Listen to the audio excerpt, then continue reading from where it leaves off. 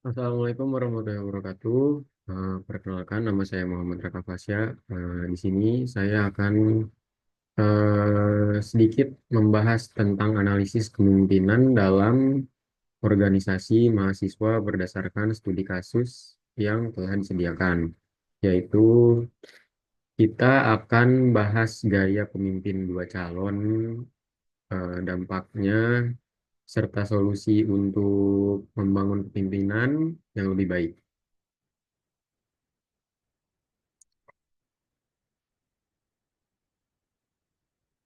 Nah, di slide selanjutnya yaitu dimulai dengan calon A yang punya kelebihan utama seperti komunikasi yang bagus dan jaringan yang luas. Nah, tapi juga ada kekurangannya adalah yaitu sering mengambil keputusan tanpa melibatkan anggota dan kurang konsisten. Seperti di slide ini, di sini kekurangannya itu cenderung otoriter, jarang dilibatkan anggota, sering tidak tepat janji, keputusan terburu-buru, bikin organisasi tidak stabil. Nah, di sini kesimpulannya yaitu gaya ini punya dampak jangka pendek baik, tapi bisa merusak hubungan anggota. Seperti itu. Nah, masuk di slide berikutnya yaitu calon B. Nah, di sini calon B yaitu mempunyai kelebihan eh, seperti kolaboratif, terbuka dengan kritik, dan menciptakan suasana inklusif. Namun, kelemahannya adalah kurang tegas dan kadang menghindari konflik. Seperti yang di slide, di sini kelebihannya ada tiga dan kekurangannya ada dua, yaitu kelebihannya pendengar yang baik, terbuka dengan kritik, mengutamakan diskusi dan kolaborasi, membangun suasana inklusif. Nah, di sini kekurangannya itu kurang tegas, jadi lambat ambil keputusan penting. Nah, yang kedua yaitu suka menghindari konflik, bikin arah organisasi kurang jelas. Nah, di sini dapat disimpulkan cocok untuk jangka panjang, eh, tapi perlu lebih tegas. Nah, masuk ke slide berikutnya, yaitu slide identifikasi gaya kepemimpinan calon A. Nah, di sini calon A sering ambil keputusan sendiri, lebih mengandalkan otoritas pribadi, dan jarang melibatkan anggota. Ini lebih mirip gaya kepemimpinan otoriter daripada transformasional. Nah, karena fokusnya pada kontrol, bukan inspirasi. Nih, misalnya anggota merasa kecewa karena keputusan penting sering dibuat tanpa masukan mereka. Gitu. Nah, di slide juga di sini ditulis cenderung otoriter. Nah, contohnya yaitu ambil keputusan sendiri tanpa libatkan anggota, fokus pada otoritas pribadi tanpa mementingkan anggota yang lain. Nah, di sini yang kedua yaitu teori relevan, transaksional, fokus pada aturan tapi kurang hubungan personal. Nah, yang kedua yaitu ada berbeda dengan prophetic leadership yang menekankan musyawarah. Seperti itu. Selanjutnya, ada dampak kepemimpinan otoriter. Nah, yaitu kepemimpinan seperti ini bisa bikin anggota kurang termotivasi, bahkan konflik internal meningkat. Eh, Menurut teori X, gaya otoriter menganggap anggota malas sehingga butuh kontrol ketat, tapi ini malah bikin resistensi. Nah, di sini untuk menguranginya, dampaknya pemimpin bisa mulai melibatkan anggota lebih aktif dalam diskusi dan mengambil masukan mereka. Nah, di slide juga ditulis yaitu dampak negatifnya, motivasi anggota turun, konflik internal meningkat, anggota mulai tidak percaya pada pemimpin.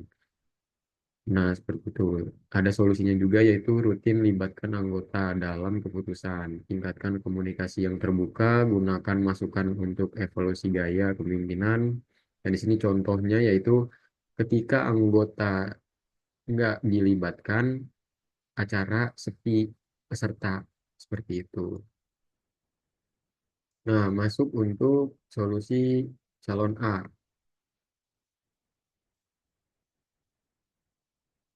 Nah, calon A perlu belajar lebih menjadi pemimpin transformasional yang fokus pada visi bersama. Libatkan anggota lebih sering dalam pengambilan keputusan, misalnya lewat forum diskusi atau tim kerja, bangun kepercayaan lewat konsistensi dan komitmen transformasional leadership menekankan pentingnya inspirasi bagi kolaborasi, sedangkan prophetic leadership menekankan nilai kejujuran dan musyawarah. Nah, di slide juga tuh ada tiga solusi yaitu transformational leadership, bangun kepercayaan, dan libatkan anggota. Nah, masuk ke slide berikutnya, evaluasi kepemimpinan calon B.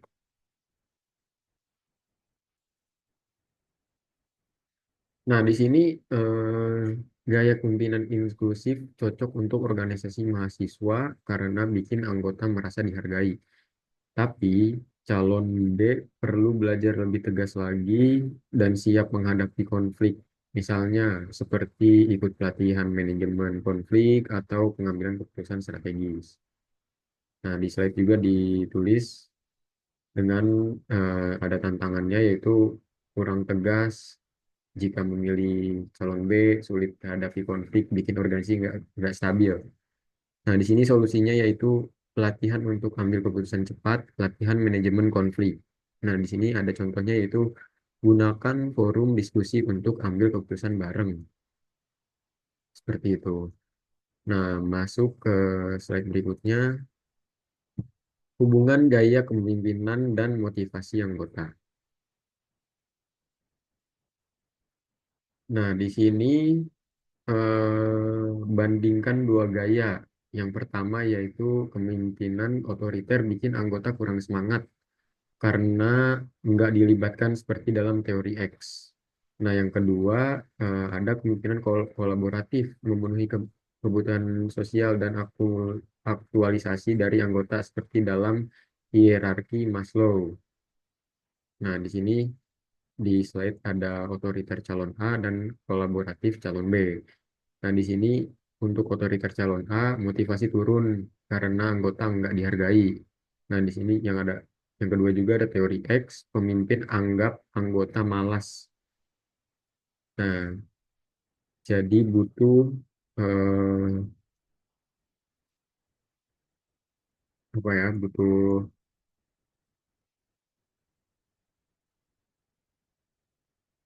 Hmm,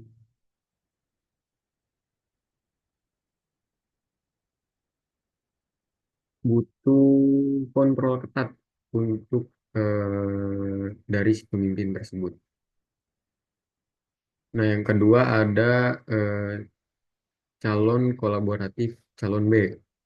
Nah, di sini anggota lebih semangat karena dihargai dan teorinya anggota dianggap mampu diberi kepercayaan. Nah, yang ketiga ada hierarki Maslow. Gaya ini penuhi kebutuhan sosial dan aktualisasi diri. Seperti itu. Nah, masuk ke slide berikutnya, program pelatihan kepemimpinan. Nah, di sini dijelaskan pada desain program pelatihan yaitu fokus pada melatih kolaborasi, komunikasi efektif, dan manajemen konflik.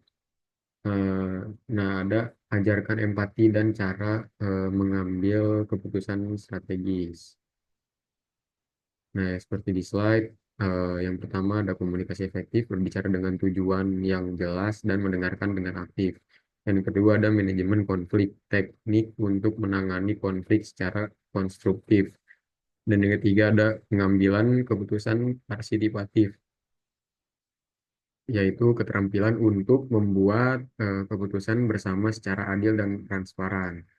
Nah, di sini kita bisa berikan contoh kegiatan yaitu simulasi seperti role play bisa jadi cara yang efektif untuk melatih kemampuan ini.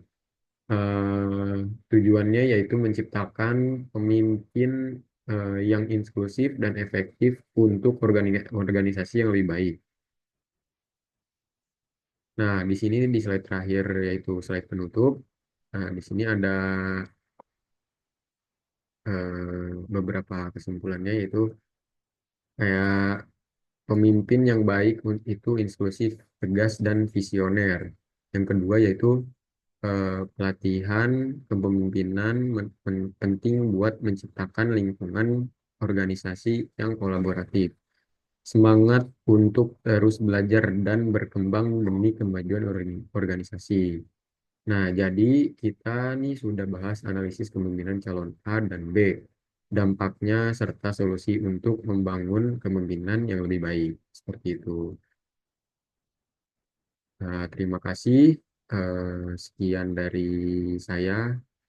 Mohon maaf apabila banyak yang masih belum jelas di slide-slide sebelumnya. Terima kasih. Assalamualaikum warahmatullahi wabarakatuh.